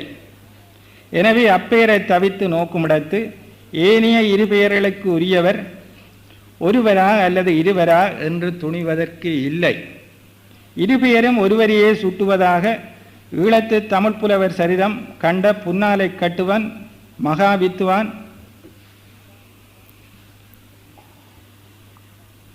கணேசையர் முதலானோர் கருதினர். அவர்கள் கொண்ட கருத்தினை ஆதரிக்கும் சான்றுகள் சுட்டுவதற்கு இல்லை. எனவே இவ்விரு பெயர்களில் வரும் ஈழம் என்னும் சொல் இலங்கை நாட்டினைத்தான் குறிப்பிடுகின்றது என்று சித்தாந்தமாக கொள்ளத்தக்கதா என்பது சிந்திக்கத்தக்கது. இந்நிலையிலே ஈழத்து பூதந்தேவனார் இலங்கையிலே எந்த ஊரினர் என்று துணிய வேண்டியது அவசியமாக தெரியவில்லை. கடல் கடந்த தமிழ் என்ற கட்டுரையிலே சூனா நடேசபிள்ளை பூதன் என்ற பெயர் யாழ்ப்பாணத்தில் இப்பொழுது வழங்கி வருவதாகும் என்று கூறியிருக்கிறார். இலங்கையிலே தமிழ் வழங்கும் வேறு பகுதிகளிலும் இப்பெயர் வழங்குவதை அவர் எக்காரணம் பற்றியோ சுட்டவில்லை. இது பூலோகசிங்கத்தினுடைய கூற்று. ஈழம் என்பது கேரளத்தில் ஒரு பகுதியாகலாம் என்பது நடராசாவின் ஊகம். ஈழவர் என்ற ஒரு வகுப்பினர் கேரள நாட்டிலும் வாழ்ந்தனர் என்று நடராசா இறந்த காலத்தில் கூறியிருக்கிறார். கேரளத்தில் இன்றும் வாழும் வகுப்பினரை அவர் இறந்த காலத்தில் குறிப்பிடுவது ஏன் என்று புரியவில்லை. ஈழம் என்ற சொல்லுக்கு கள்ளு என்று ஒரு பொருள் உண்டு. தென்னை மரத்தில் இருந்து கள்ளிறக்கும் தொழில் செய்யும் வகுப்பினர் கேரளத்தில் ஈழவர் எனப்படுகின்றனர். கேரளத்தில் ஈழவர் என்பவர்கள் தென்னை மரத்தில் இருந்து கல் இறக்குபவர்கள். அங்கு ஒரு வித்தியாசம் வைத்திருக்கிறார்கள். தென்னை மரத்தில் கல் இறக்குறதுக்கும் பனை மரத்தில் கல் இறக்குறதுக்கும். பனை மரத்தில் கல் இறக்குறவர்களை நாடார் என்று சொல்லுவார்கள். பனை மரத்தில் இருந்து கல் இறக்குறவர்களை நாடார் என்று சொல்லுவார்கள். திருவனந்தபுரம் பகுதியிலே அதுதான் வழக்கம். தென்னை மரத்திலிருந்து கல் இறக்குறவர்களை ஈழவர் என்று சொல்லுவார். இவ்வகுப்பினர் கேரள மாநிலம் முழுவதும் ஆங்காங்கு குடியிருக்கின்றனர். கேரளத்தின் ஒரு பகுதியில் இருந்து இவர்கள் மாநிலம் முழுவதும் பரவி வாழ்கின்றனர் என்று கொள்வதற்கு எவ்வித சான்றும் கிடைக்கவில்லை. ஒரே வகுப்பினர் என்று ஏற்றுக்கொள்ளப்படும் மக்கள் கேரளத்திலே இன்று இரு பெயர்களுடன் வாழ்கின்றனர். ஒரே சாதி மக்கள், அவர்கள் தங்களுக்குள்ளே கலப்புகள் வைத்திருக்கிறார்கள். ஆனால் 2 பெயர்கள் அவர்களுக்கு வழங்குகின்றன. கேரளத்தின் தென் பகுதியிலே ஈழவர் எனப்படுவோர், வடபகுதியிலே தீயர் எனப்படுகின்றனர். கேரளத்தின் தென் பகுதியிலே ஈழவர், வடபகுதியிலே தீயர். மலையாள மொழியிலே தீயர் என்பது தமிழிலே தீவார் என்பதற்கு நேரான சொல். கேரளத்திலே தென்னைமர தொழில் செய்வதற்காக தாம் வந்தேறிய குடிகள் என்று கூறிக்கொள்ளும் இவ்வகுப்பினர் ஈழத்தில் இருந்து அல்லது தீவில் இருந்து வந்தவர்கள் என்று தம்முடைய தோற்றுவாயை விளக்குகின்றனர். ஈழம் ஒரு தீவு என்பது அவர்கள் நம்பிக்கை. ஈழவர் அல்லது தீயர் எனப்படுவோர் பல இலட்சம் மக்கள் தொகை கொண்ட வகுப்பினராக காணப்படுவதால் 30 லட்சம் பேர் வரையில் உண்டு. ஈழவர் அல்லது தீயர் என்று சொல்லப்படுகிற மக்கள் 30 லட்சம் பேர் வரையில் இருக்கிறார்கள். எனவே அவர்கள் இந்த சிறிய தீவுகளில் இருந்து போனவர்களாக இருக்க முடியாது. அவர்கள் அந்த நாட்டவர்களாக இருந்து கல்லிறக்கிறதுனால பேர் வந்திருக்கணும், அல்லது ஏதாவது பெரிய தீவு லங்கத்தீவை போல ஒரு தீவில் இருந்து போயிருக்கலாமாக்கும். எவ்வாறு நோக்கினும் கேரளத்தில் அவர்கள் வாழ்வது ஈழம் என ஒரு காலத்திலும் வழங்கப்படவில்லை. அண்மையிலே வெளியான அவர்களுடைய கிளைமொழியை பற்றிய நூல் பேராசிரியர் V.I. சுப்பிரமணியம், தமிழ் பல்கலைக்கழக துணைவேந்தர், அவருடைய நூலின் பெயர் அதுவும் ஈழவ தீய டயலெக்ட் என்றுதான் கூறப்படுகிறது. ஈழவ தீய டயலெக்ட் ஏனென்றால் 2 பேரும் ஒரே வகுப்பினர் என்று கொள்ளப்பட்டுத்தான் அவர்களுடைய கிளைமொழி ஆராயப்பட்டிருக்கிறது. ஈழம் என்னும் சொல் இலங்கை நாட்டினைத்தான் குறிப்பிடுகின்றது என்று சித்தாந்தமாக கொள்ளத்தக்கதா என்று பூலோசிங்கம் வினவியுள்ளார். இலங்கைக்கு வெளியில் ஊரோ நாடோ ஈழம் என வழங்கப்பட்டு வந்ததற்கு இதுவரையில் எந்த சான்றும் கிடைக்கவில்லை. இடைக்கால தமிழ் சாசனங்களிலே சிங்களர் ஈழ மண்டலம் என இலங்கை சிங்களவரோடு தொடர்புபடுத்தி சொல்லப்பட்டுள்ளமை மறுக்க முடியாத சான்று. ஏதோ இலங்கையோடு தொடர்பானது என்றாவது சொல்லலாம். ஏனென்றால் அவர்கள் அப்படி கேட்கிறபடியால் ஒன்று இலங்கையோடு தொடர்படுத்தி இருக்கிறார்கள், ஏனென்றால் சிங்களர் ஈழ மண்டலம் என்று குறிப்பிடப்படுகிறது. உதயணன் பெருங்கதையிலே இந்த நூல் கிட்டத்தட்ட கிறிஸ்துவுக்கு பின் 7ஆம் நூற்றாண்டை சேர்ந்ததாக இருக்கலாம் என்று கொள்ளப்படுகிறது. உதயணன் பெருங்கதை என்ற தமிழ் இலக்கிய நூலிலே இலங்கை ஈழத்து கலந்தரு செப்பு, இலங்கை ஈழத்து கலந்தரு செப்பு என்று காணப்படுவதனால் ஈழம் என்பது இலங்கையின் ஒரு பகுதியோ என்றும் கொள்ள தோன்றுகிறது. கிறிஸ்தவ ஆண்டு தொடக்க காலத்துக்கு முன்பின்னாக தமிழ் கல்வெட்டிலும் சங்க இலக்கியத்திலும் இடம்பெறும் ஈழம் என்ற சொல் இலங்கையை குறிப்பதாகவே இதுவரை விளக்கப்பட்டு வருகிறது. மதுரைக்கு அண்மையில் உள்ள திருப்பரங்குன்றத்து கல்வெட்டிலே இது சங்க காலத்துக்கு சமமான காலத்து கல்வெட்டு. ஈழத்து குடும்பிகன் என்று குறிப்பிடப்படுவது ஈழம் அண்மையில் உள்ளது என்பதை சுட்டுவதாக கொள்ளலாம். பட்டினப்பாலையில் ஈழத்துணவும் காளகத்தாக்கமும் என வருவது காவிரிப்பூம்பட்டினத்திலே இறக்குமதியான பொருள்களை குறிக்கும் சந்தர்ப்பத்திலே காணப்படுகிறது. கடாரம் என்று இடைக்காலத்திலே பிரபலமான மலேசிய பகுதி காளகம் எனவும் ஈழம் என்பது இலங்கை எனவும் இதுவரை கூறப்பட்டு வருகிற விளக்கம். இந்த விளக்கம் பொருத்தமில்லை என்று கொள்வதானால் தக்க பிறிதொரு விளக்கம் முன்வைக்கப்பட வேண்டும். ஈழத்து பூதந்தேவனார் இலங்கையில் பிறந்து வளர்ந்தவர் என்பது நிரூபிக்கப்பட வேண்டும் என்று நடராசா கூறுகிறார். பிறந்து வளர்ந்தது நீண்ட காலங்களுக்கு முன்பு பிறந்து வளர்ந்தவரை எப்படி நிரூபிப்பது என்று எனக்கு புரிந்து கொள்ள முடியவில்லை. இலங்கை சுதந்திரம் அடைந்ததும் இலங்கையில் ஆக்கப்பட்ட குடியுரிமை சட்டம் எனக்கு ஞாபகம் வருகிறது. பாட்டன் அல்லது தந்தை இலங்கையிலே பிறந்து வளர்ந்தவர் என்பதை நிரூபித்தால் இலங்கை குடியுரிமை கிடைக்கும் என்று சட்டம் கூறியது. பிறப்பை முறைப்படி பதியும் வழக்கம் மிகவும் அண்மை காலம் வரையிலே பலரால் பின்பற்றப்படாமையினாலே 20ஆம் நூற்றாண்டு நடுப்பகுதியிலேயே இலங்கையர் பெரும்பாலோர் குடியுரிமை பெற முடியாமல் போயிருக்கும். இலங்கை தமிழர் சிங்களவர் உட்பட பெரும்பாலோர் அந்த முறைப்படி குடியுரிமை பெற்றிருக்க முடியாது. ஏனென்றால் பிறந்து வளர்ந்தவர் என்பதை நிரூபிக்கிறது அவ்வளவு சிரமமானது. மலைநாட்டு பெருந்தோட்ட தொழிலாளர்களை நாடற்றவர்கள் ஆக்குவதே சட்டத்தின் நோக்கமாதலால் மற்றவர்களாகிய நாங்கள் தப்பி பிழைத்து விட்டோம். 2000 ஆண்டுகளுக்கு முன்பு வாழ்ந்த புலவர் இலங்கையில் பிறந்து வளர்ந்தது நிரூபிக்கப்பட வேண்டும் என்று கூறும்போது அக்கூற்றில் அடங்கிய கருத்து இன்னும் தெளிவாக ப்ரிசைஸ்லியாக அவர் என்ன கருதுகிறார் என்பது கூறப்பட்டிருக்க வேண்டும். பூலோசிங்கம் சொல்வதையும் நடராஜா சொல்வதையும் இணைத்து பார்க்கும்போது சங்க காலத்திலே இலங்கையிலே தமிழ் புலமை உடையோர் வாழ்ந்திருக்க கூடும் என்பதை அவர்கள் ஐயப்படுவதாக தோன்றுகிறது. தொல் வரிவடிவியல் முறையிலே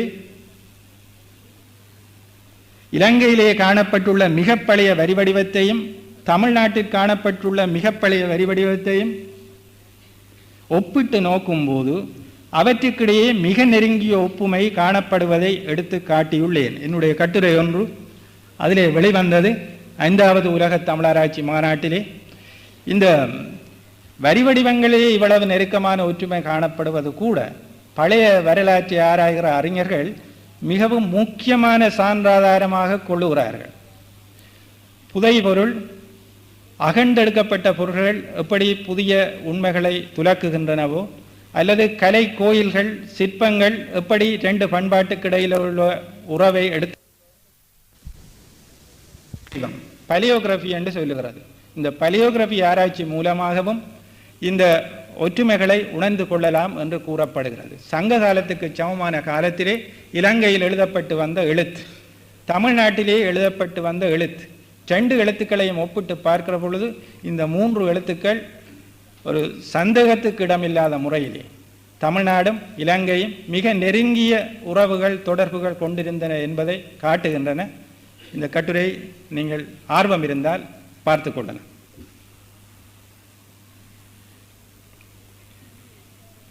இன்றைய ஈகாரத்தின் முன்னோடி வடிவம் முதல் தமிழ்நாட்டிலேயே காணப்பட்டது.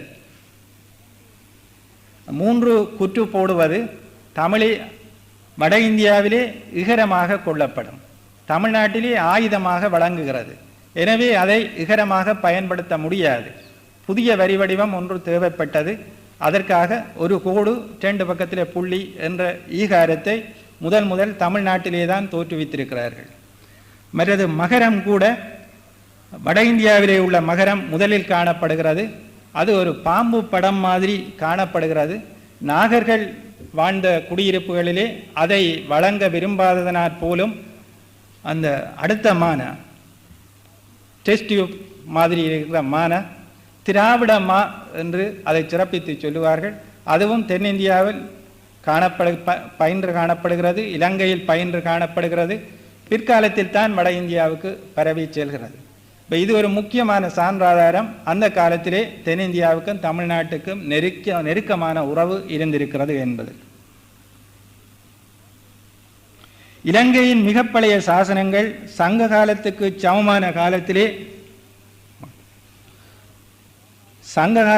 சமமான காலத்திலே தோன்றியவை. அச்சாசனங்களிலே காணப்படும் தமிழ் செல்வாக்குக்கு எடுத்துக்காட்டுகள் சிலவாக பருமகன், ஆய், வேள், பரதன் முதலிய வடிவங்களை சுட்டலாம். அப்ப சாசனங்களிலே இருக்கிற தொல் வரி வடிவம், எழுத்து ஒரு வகை ஆராய்ச்சி, சாசனத்திலே இருக்கிற பொருள் இன்னொரு வகை ஆராய்ச்சி, சாசனங்களில் கூறப்படுகிற பொருள் இன்னொரு வகை ஆராய்ச்சி. அப்படி பார்க்கிற பொழுதும் இந்த கட்டுரை பேராசிரியர் பரோவினுடைய அணுகுமுறை என்று போட்டிருக்கிறேன். அவர் என்னுடைய ஆசிரியராக ஆக்ஸ்போர்ட் பல்கலைக்கழகத்தில் இருந்தவர். அவருடைய அணுகுமுறை என்று நான் காட்டுவதற்கு காரணம், வெறும் அபிமானத்தினாலே தமிழுக்கு முதன்மை அளிக்க வேண்டும் என்பதனாலே சந்தேகத்துக்கிடமான சான்றுகளை நான் எடுத்து காட்டவில்லை. விஞ்ஞான ரீதியான அணுகுமுறை, பலரும் ஏற்கக்கூடிய அணுகுமுறை. பேராசிரியர் பரோ திராவிடம் சமஸ்கிருதத்துக்கு கடன் கொடுத்திருக்கிறது என்பதை நிரூபிப்பதற்கு கையாண்ட அணுகுமுறை, அத்தகைய அணுகுமுறையை கையாண்டுதான் மிக பழைய சாசனங்களிலே, சங்க காலத்துக்கு சமமான காலத்து சாசனங்களிலே திராவிட செல்வாக்கு, தமிழ் செல்வாக்கு இலங்கை சாசனங்களில் காணப்படுகிறது என்று எடுத்து காட்டியுள்ளேன். சங்க இலக்கியங்களில் வரும் பெருமகன் என்ற சொல்லி இலங்கை முழுவதும் பரவி காணப்பட்ட பருமக என்னும் சொல் வடிவமாக தோன்றுகிறது. தமிழகத்தின் எல்லை வடவேங்கடம் முதல் தென்குமரி என வரையறுக்கப்படுவதால் இலங்கை தமிழக எல்லைக்கு அப்பால் உள்ள நாடு என்பது சிலருடைய வாதம். தென்னெல்லையாக குமரியை வரையறுத்தவர்கள் சங்க காலத்துக்கு பிற்பட்டவர்களான தொல்காப்பிய பாயிர ஆசிரியரும் இளங்கோ அடிகளுமே ஆவர். இவர்களுடைய காலத்திலே இலங்கையிலே சிங்களவர் ஆட்சி வலுப்பட்டிருந்ததனால் எல்லை சுருங்கிவிட்டது. எனினும் வரலாற்று நினைவு, ஹிஸ்டாரிக்கல் மெமரி என்று சொல்லுவார்கள், இந்நூல்களுக்கு உரை எழுதியோரை குமரி முனையை எல்லையாக கொள்ள இடம் கொடுக்கவில்லை. கடல்கோள்களால் தமிழ் மண்ணை இழந்துவிட்டோம் என்று அவர்கள் அங்கலாய்க்கிறார்கள். கடல்கோள் என்பது கூட தூரத்தில் இருந்து கடல் கடந்து வந்தவர்கள் நிலத்தை அபகரித்து கொண்டார்கள் என்பதை குறிப்பாக புலப்படுத்துகிற ஒரு குறிப்பு மொழியாக இருக்கக்கூடும். இலங்கை அல்லது ஈழம் என்பது பற்றிய குறிப்புகள் பண்டை தமிழ் சான்றாதாரங்களிலே மிகவும் அருகி காணப்படுவதால் புலவர் பெயருக்கிட்டுள்ள அடமொழியாய ஈழத்து என்ற ஒரு சொல்லை மட்டும் கொண்டு பூதந்தேவனாரை இலங்கையரனை சாதிப்பது பொருத்தமில்லை என்பது நடராசாவின் கருத்து. இலங்கையின் பூர்வீக வரலாற்றை நுணுகி நோக்காமையினாலேயே அவர் இவ்வாறு கூறியிருக்க வேண்டும். பாளி மொழியில் அமைந்துள்ள இலங்கை காலமுறை ஏடுகளான மகாவம்சம், தீபவம்சம் என்பன புத்தர் பரிநிர்வாணம் அடைந்த தினமே விசயன் இலங்கையிலே காலடி வைத்தான் என கூறி பகுத்தறிவு கேட்காத பல விடயங்களை குறிப்பிட்ட போதிலும் பௌத்த சமயம் இலங்கைக்கு வந்த கிறிஸ்துவுக்கு பின் 247ஆம் ஆண்டிலிருந்து இலங்கை வரலாறு ஓரளவு நம்பக்கூடிய விதத்தில் அமைகிறது. இந்த ஆண்டை தொடர்ந்து வந்த குறுகிய காலத்துக்கு மௌரிய பேரரசின் ஆதரவு இலங்கைக்கு கிடைத்திருக்கும் ஆதலால் இலங்கை பாதுகாப்பாக இருந்தது. தொடர்ந்து வரும் கிறிஸ்துவுக்கு முன் 77 வரையிலான 150 ஆண்டுகள் வரலாறு நுணுகி நோக்கத்தக்கது. 3 முறை தமிழர் ஆட்சி ஏற்பட்டதாகவும் தமிழர் ஆண்ட காலம் 80 ஆண்டுகள் எனவும் மகாவம்சத்தாலே தெரிய வருகிறது. நீங்கள் பார்க்கலாம், 3 படையெடுப்புகள், 3 தரம் தமிழ் மன்னர்கள் வந்து ஆண்டிருக்கிறார்கள். அப்போ இலங்கை வரலாற்றின் தொடக்க காலத்திலே 3 படையெடுப்புகள், தமிழர் ஆட்சி 150 ஆண்டுகளிலே 80 ஆண்டுகள் தமிழர் ஆண்டிருக்கிறார்கள், 70 ஆண்டுகள் சிங்களவர் ஆண்டிருக்கிறார்கள். இது தெரிய வருகிற இடம் மகாவம்சம் என்ற சிங்களவர்களுடைய கால ஏடு. இதை வரலாற்று ஆசிரியர்கள் யாரும் இதுவரையிலே அழுத்தி கூறியதாக நான் கண்டதில்லை. பிற்கால இலங்கை வரலாற்று எழுதுவோர் கிறிஸ்துவுக்கு பின் 10ஆம் 11ஆம் நூற்றாண்டிலே இலங்கையிலே தமிழராகிய சோழராட்சி நடைபெற்றதாலே தமிழ் குடிகள் பெருகினவென்றும் தமிழர் செல்வாக்கு அதிகரித்து வந்ததென்றும் கூறிவர காணலாம். இலங்கையிலே சோழராட்சி 73 ஆண்டுகள் தான் நிலைத்திருந்திருக்கிறது. சோழராட்சி 77 ஆண்டுகள், சோழராட்சி 77 ஆண்டுகள். அதற்கு முன்பு இலங்கை வரலாற்று தொடக்க காலத்திலே தமிழர் ஆட்சி 80 ஆண்டுகள். கிறிஸ்துவுக்கு முன் 3ஆம் 2ஆம் 1ஆம் நூற்றாண்டுகளிலும் தமிழர் ஆட்சி இலங்கையிலே 80 ஆண்டுகள் நிலவியதானால் சங்க இலக்கியம் தோன்றிய காலத்திலே இலங்கையிலே தமிழ் புலமை இருந்திருக்க வேண்டும் என்று கூறுவதும், இலங்கை தமிழர் ஒருவர் மதுரையில் குடியேறி தமிழ் செய்யுள் இயற்றினார் என கூறுவதும் தயங்க வேண்டிய விடயங்களாக எனக்கு தோன்றவில்லை. இன்னொன்று இங்கே கவனிக்க வேண்டியது, தகராறு இருந்து உரிமை நிறுவப்படும் போது உறுதி எழுதி வைக்கும் எண்ணம் ஏற்படுகிறது. தகராறு இருந்து உரிமை நிறுவப்படும் போது உறுதி எழுதி வைக்கும் எண்ணம் ஏற்படுகிறது. இலங்கை வரலாற்று தொடக்க காலத்தில் தகராறு இருந்து உரிமை பெற்ற சிங்களவரிடையே தீபவம்சம், மகாவம்சம், சூழவம்சம் என்பன தோன்றின. இடைக்காலத்திலே தகராறு இருந்து உரிமை பெற்ற தமிழரிடையே கைலாய மாலை, பையா பாடல், கோணேசர் கல்வெட்டு, மட்டக்களப்பு மான்மியம் முதலியன தோன்றின. ஈழத்து பூதந்தேவனாரும் மதுரை ஈழத்து பூதந்தேவனாரும் ஒருவரே என்று கொள்வதற்கு சான்று எதுவும் இல்லை என்பது பூலோசிங்கத்தின் வாதமாகும். புறச்சான்று எதுவும் இல்லை என்பது உண்மை. அகச்சான்றுகள் உண்டா என்று பார்க்க வேண்டும். ஒப்பியல் இலக்கிய முறை இங்கே கை கொடுத்து உதவுகிறது. ஈழத்து பூதந்தேவனார் பாடிய செய்யுள்களென குறுந்தொகை 343, அகநானூறு 88 ஆகிய 2 செய்யுள்கள் மட்டுமே காணப்படுகின்றன. இவற்றுள் முதலாவது செய்யுள் பாலைத்திணையாகவும் 2வது செய்யுள் குறிஞ்சி திணையாகவும் அமைந்துள்ளன. மதுரை ஈழத்து பூதந்தேவனார் பாடிய செய்யுள்களாக 5 செய்யுள்கள் கிடைத்துள்ளன. அவற்றுள் குறுந்தொகை 360 குறிஞ்சியாக அமைந்துள்ளது. குறுந்தொகை 189, அகநானூறு, நற்றிணை உள்ள செய்யுள்கள் 4 பாலையாக அமைந்துள்ளன. எனவே ஒரு பெயரை உடையவர் பாடிய திணைகளையே மற்ற பெயரை உடையவரும் பாடியிருக்கிறார் என்பது தெளிவாகிறது. இது ஓரளவுக்கு மேலோட்டமாக முதல் பார்க்கக்கூடிய சான்று. இது மட்டுமல்ல நான் சொல்ல போகிற சான்று. ஈழத்து பூதந்தேவனாரின் செய்யுள்களில் காணப்படும் சிறப்பியல்புகள் மதுரை ஈழத்து பூதந்தேவனார் எனப்படுபவரின் செய்யுள்களிலும் காணப்படுகின்றனவா என்று நோக்க வேண்டும். ஒவ்வொரு வகையில் வலிமை மிகுந்த மிருகங்களாகிய யானையும் புலியும் மோதியதில் யானை வெற்றி பெற்ற காட்சி ஈழத்து பூதந்தேவனாரின் மனத்திலே ஆழமாக பதிந்திருந்தது. யானையும் புலியும் மோதுவது சங்ககால புலவர்களுக்கு பயங்கர அனுபவமாக இருந்திருக்கிறது. அத்தகைய மோதல்களிலே புலி வெல்வதும் உண்டு, யானை வெல்வதும் உண்டு. புலி கொன்ற யானை என்பது அக்காலத்து பிரபலமான தொடர்.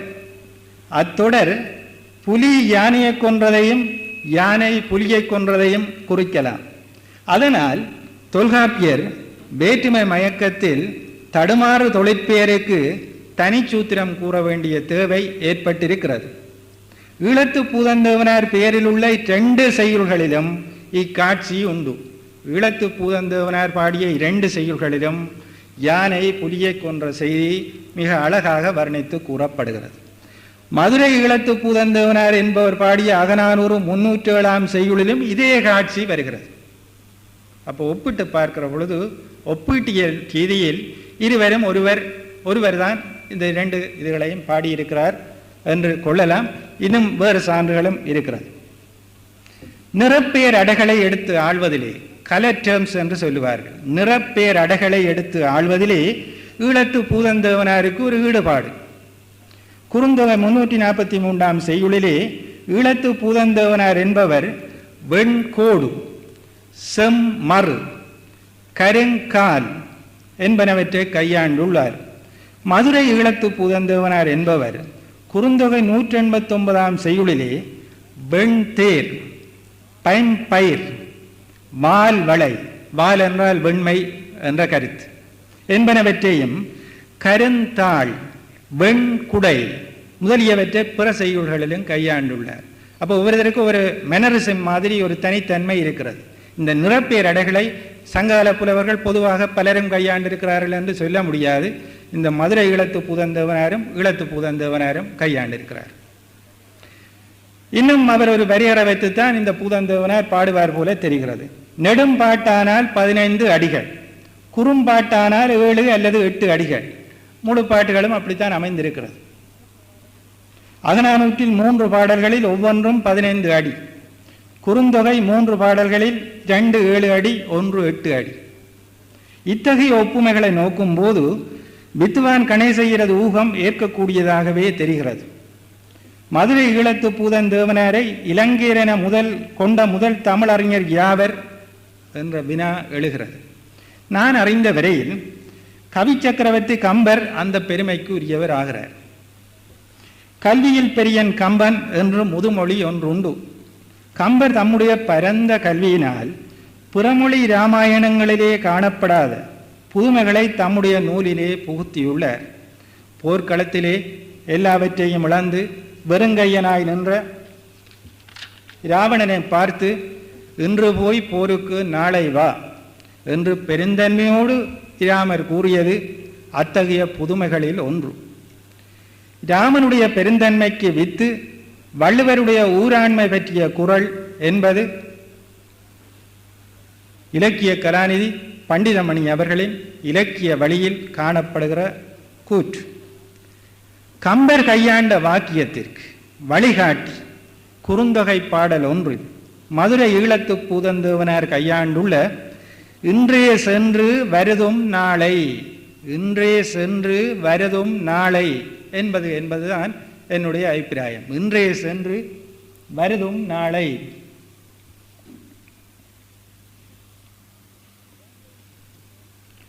இலங்கையிலே புகுத்திய புதுமையிலே, இலங்கை போரிலே புகுத்திய புதுமையிலே இதை அவர் சேர்த்து விட்டிருத்தலினாலே இலங்கை சம்பந்தப்பட்ட புலவர், அதாவது மதுரை ஈழத்து பூதந்தேவனார் இலங்கையர் என்று கம்பர் கொண்டிருக்கிறார். ஈழத்து பூதந்தேவனாரை ஈழத்தவர் என நம்பிய நடேச பிள்ளை அவர் யாழ்ப்பாணத்தவராக இருக்க வேண்டும் என கொண்டார். அவரை ஈழத்தவர் என நம்ப தயங்கும் பூலோகசிங்கம் அவர் இலங்கையிலே தமிழ் வழங்கும் வேறு பகுதியைச் சேர்ந்தவராகவும் இருக்கலாம் என கருதுகிறார். பூதந்தேவனார் செய்யுள்களை கொண்டு அவரின் வாழ்விடம் பற்றி ஏதாவது அறிந்து கொள்ள முடியுமா என்று பார்க்க வேண்டும். அவர் புறத்திணை செய்யுள் எதுவுமே பாடாததாலும் பாடிய அகத்திணை செய்யுள்களிலே மதுரையையும் பாண்டியனையும் ஒன்றில் மட்டும் குறித்து பிற செய்யுள்களில் அத்தகைய செய்தி எதனையும் குறிப்பிடாததாலும் அவரின் இலங்கை வாழ்விடத்தை பற்றிய செய்தி கருகலாகவே காணப்படுகிறது. ஆனாலும் நாம் முழுவதாக நம்பிக்கை இழக்க தேவையில்லை. சங்ககால புலவர்கள் பொதுவாக தாம் அனுபவித்ததையே பாடினார்கள். பூதந்தேவனார் குறிஞ்சி பாலை என்ற இரண்டையும் மட்டும் பாடுவதோடு நிறுத்தி கொண்டார். அவருடைய வாழ்க்கை அனுபவம் இந்த இரண்டு நிலங்கள் சம்பந்தப்பட்டதாகவே இருந்திருக்க வேண்டும்.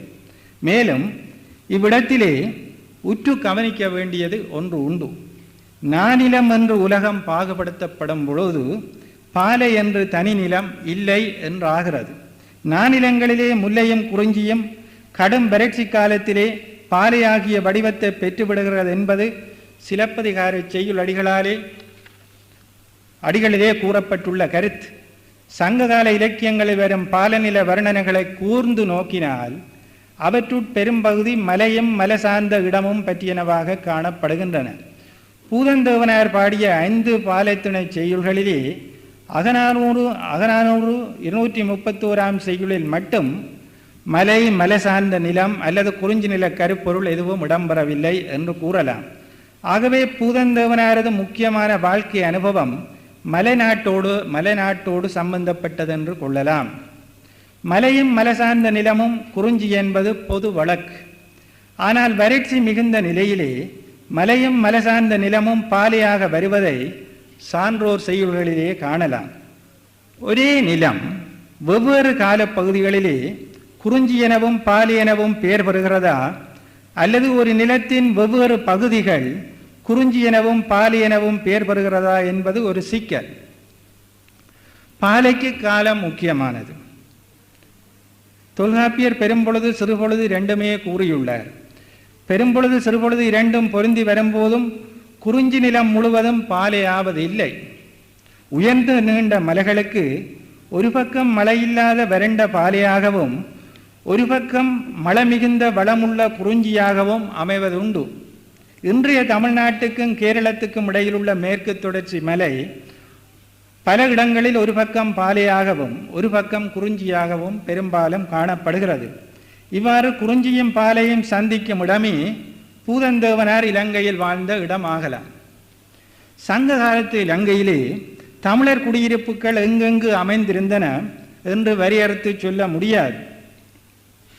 இலங்கையிலே பெருங்கல் பண்பாட்டு சின்னங்கள் இன்னும் வெளிப்படலாம். மெகாலிதிக் கல்ச்சர் என்று சொல்லுவது பெருங்கல் பண்பாடு என்று தமிழ் படுத்தப்படும் திராவிடருக்கு சிறப்பாக உரியது. கிறிஸ்துவுக்கு முன் 1000 கிறிஸ்துவுக்கு பின் 400 வரை தென்னிந்தியாவிலே பரவி காணப்படுவது. சங்ககால தமிழர் பண்பாடு பெருங்கல் பண்பாடேயாம். இலங்கையிலே புத்தளம் மாவட்டத்தில் உள்ள பொன்பரிப்பிலிருந்து கிழக்கு மாகாணத்தின் தென்னெல்லையில் இன்றுள்ள பொத்துவில் தொகுதியில் காணப்படும் உகந்தை வரையிலும் அனுராதபுரம் உட்பட வடமத்திய மாகாணத்தில் உள்ள சில இடங்களிலும் பெருங்கல் பண்பாட்டு சின்னங்கள் கிடைத்துள்ளன. ஆனால் மேற்காட்டப்பட்ட இடங்களில் எதுவும் குறிஞ்சியும் பாலையும் மயங்கும் மலைப்பிரதேசமாக தெரியவில்லை. கேகால மாவட்டத்தின் வட எல்லையில் உள்ள பட்டிய கம்பளை என்ற இடம் குருநாகல் மாவட்டத்தின் தென் எல்லையில் உள்ளதாய் பெருங்கற்பண்பாட்டு சின்னம் உள்ளதாய் காணப்படுகிறது. பட்டிய கம்பளைக்கு ஒரு புறம் மழை வளமுள்ள மத்திய மலைநாடு, மறுபுறம் வறட்சி பொருந்திய மகாவன்னி. ஈழத்து பூதந்தேவனார் அந்த பிரதேசத்தைச் சேர்ந்தவராக இருக்கக்கூடும். இடைக்காலத்திலே தமிழ் செய்யுள் மரபு அப்போ ஒன்று கேட்கலாம், இது ஒன்றை மட்டும் வைத்துக்கொண்டு அப்படி சொல்லலாமா என்று வேறு காரணங்களும் இருக்கிறது. இடைக்காலத்திலே தமிழ் செய்யுள் மரபு பட்டிய கம்பளைக்கு அயலில் உள்ள இடங்களிலே போற்றப்பட்டமைக்கு தம்பதேனியா, கோட்டகம, பண்டுவாஸ் நுவர என்னும் இடங்களிலே கிடைத்த சான்றுகள் எடுத்துக்காட்டாகின்றன. பூதந்தேவனார் என்ற பெயருக்கு பூதன் ரேவனார் என்ற பாடவேதம் காணப்படுகிறது. திரு FXC நடராசா, கலாநிதி பூலோகசிங்கம் முதலியோர் பூதன் ரேவனார் என்று பாடம் கொள்ளுகின்றனர். மூல பாடம் எதுவாக இருந்திருக்கும் என்று தீர்மானித்தல் சுலபம் அன்று. பூதன் சக தேவனார், பூதன் ரேவனார் என்பது தொல்காப்பிய பொது விதி. தொல்காப்பியம் எழுத்ததிகாரம் 350 சூத்திரத்தில் உள்ள சிறப்பு விதியால் மேற்படி புணர்ச்சி பூதந்தேவனார் என்றும் அமையலாம். இங்கே ஒரு வழி புலப்படுகிறது. சாசன கிளமொழிகளின் ஆய்வு நான் திருவனந்தபுரத்திலே ஆராய்ச்சி செய்து வெளியிட்ட நூலில் காணப்படும் முடிவுகளின்படி தொல்காப்பிய சிறப்பு விதி தமிழ்நாட்டின் தென்கோடியில் உள்ள திருநெல்வேலி, கன்னியாகுமரி மாவட்டங்களுக்கே சிறப்பாக உரியதாக இருந்தமையினையும் இந்த பகுதி தென்கோடியிலே உள்ள திருநெல்வேலி, கன்னியாகுமரி மாவட்டத்தில் தான் அது சிறப்பாக இருந்திருக்கிறது. மேற்கில் கேரளத்திலும் கிழக்கில் மதுரை, தஞ்சாவூர் முதலிய பிரதேசங்களிலும் சிறிதளவு பின்பற்றப்பட்டு வந்தமையினையும் காட்டுகிறது. தென்னாசிய படத்தை நோக்கும்போது பூதந்தேவனார் வாழ்ந்ததாக நாங்கள் கொள்ளும் பிரதேசம் தமிழ்நாட்டின் தென்கோடியோடு நெருங்கிய தொடர்புடையதாக இருந்திருக்க வேண்டும் என்பதை ஏற்றுக்கொள்ளலாம். கன்னியாகுமரிக்கு நேரிலே புத்தளம் அமைந்திருக்கிறது. புத்தளத்துக்கு கொஞ்சம் உள்ளுக்கு குருநாகல் மாவட்டம், இந்த கேகால மாவட்ட எல்லை என்பன அமைந்து காணப்படுகின்றன. எனவே பூதந்தேவனார் என்ற பாடத்திற்கு தடை இல்லை. ஈழத்து தமிழிலக்கிய வரலாறு சங்க காலத்திலிருந்தே தொடங்கப்பட வேண்டும். ஈழத்து என்ற அடைமொழி பெற்றிராத வேறு இலங்கை புலவர்களின் செய்யுள்கள் அடையாளம் காண முடியாமல் போயிருக்கலாம். பூதந்தேவனாருக்கும் போசராச பண்டிதருக்கும் இடைப்பட்ட காலத்திலே ஈழத்து தமிழிலக்கியம் காணப்படாமைக்கு இலக்கியம் பேணிவரும் முறையில் இருந்த குறைபாடே காரணமாக இருக்க வேண்டும். ஈழத்து பூதந்தேவனாரின் செய்யுள்களும் தொகை நூல்களிலே இடம்பெறாமல் இருந்திருந்தால் மறைந்திருக்கும் என்றே கொள்ளலாம். இத்துடன் என்னுடைய பேருரையை முடித்துக் கொள்கிறேன். முடித்துக் கொள்வதற்கு முன்பு மரபுப்படி உங்களுக்கு நன்றியுரை கூறுவதற்கு கலை பீடாதிபதி இருக்கிறார். அதற்கு முன்பு எனக்கு இன்று பெரும் மகிழ்ச்சிக்குரிய விடயம், என்னுடைய மதிப்புக்குரிய 2 பெரிய ஆசிரியர்கள் இங்கு பிரசன்னமாக இருந்தது. அதிபர் பூரணம்பிள்ளை ஹார்ட்லி கல்லூரியில் என்னுடைய ஆசிரியராக இருந்தார். இலங்கை வரலாறு, ஜெனரல் பேப்பர் என்ற ஆங்கில பேப்பர் முதலியன அவர் எனக்கு படிப்பித்தவர். தமிழ் துறைக்கு என்னை திருப்பிவிட்ட பெருமை அவருக்குத்தான் உரியது. அவருடைய பாடங்களிலும் முதல் மாணவனாக இருந்த என்னை தமிழ் துறையிலே ஆராய்ச்சி வேலை நிறைய செய்ய இருக்கிறது. தமிழ் துறையையே தெரிவு செய்து பல்கலைக்கழகத்திலே படிக்க வேண்டும். ஆராய்ச்சி துறைகளிலே இடங்கள் கிடைக்கலாம், விரிவுரையாளராக கூட வரலாம் என்றெல்லாம் புத்திமதி கூறி என்னை தமிழ் துறைக்கு திருப்பி விட்டவர் பூரணம்பிள்ளை அங்கே இருக்கிறார். அவர் பொதுவாக ஆங்கிலத்தை பாடம் சொல்பவர். ஆங்கிலத்திலே தான் அவருக்கு பற்று பாசம் என்று பொதுவான ஒரு கருத்து.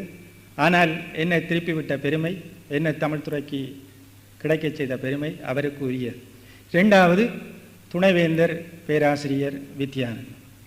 நான் பல்கலைக்கழகத்துக்கு வந்த காலத்திலிருந்து என்னுடைய முன்னேற்றத்திலே பெரிய அக்கறை செலுத்தி பல முறை எடுத்து சொல்வதற்கு கூட நீண்ட பட்டியலாகிவிடும். நான் இப்பொழுது சொல்லிக் கொண்டிருக்க விரும்பவில்லை. பல முறைகளிலே தூண்டுதலாகவும் துணையாகவும் இருந்து என்னுடைய முன்னேற்றத்தில் பங்கு கொண்டவர்.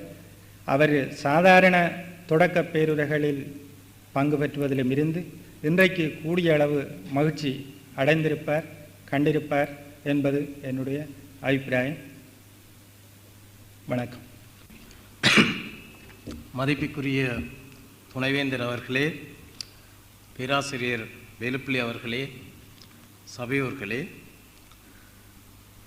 ஆழ்ந்த சிந்தனைக்கும் ஆய்விற்கும் எடுத்துக்காட்டாக இன்றைய தமிழ்துறை தலைவர் பேராசிரியர் வேலுப்பிள்ளை அவர்களுடைய தொடக்க பேருரை அமைந்துள்ளது. அத்தகைய ஒரு பெரும் பணியினை அவர் மேற்கொண்டு எங்களுடைய சிந்தனையினை தூண்டக்கூடிய கருத்துக்களை கொண்ட இந்த தொடக்க பேருரையை நிகழ்த்திய அவருக்கு பாராட்டுகளையும் நன்றியினையும் தெரிவிப்பதில் மிக்க மகிழ்ச்சி அடைகின்றேன். இன்றைய இந்த 8வது தொடக்க பேருரைக்கு தலைமை தாங்கிய துணைவேந்தர் பேராசிரியர் வித்யானந்தன் அவர்களுக்கும் எமது நன்றி உரித்தாகும்.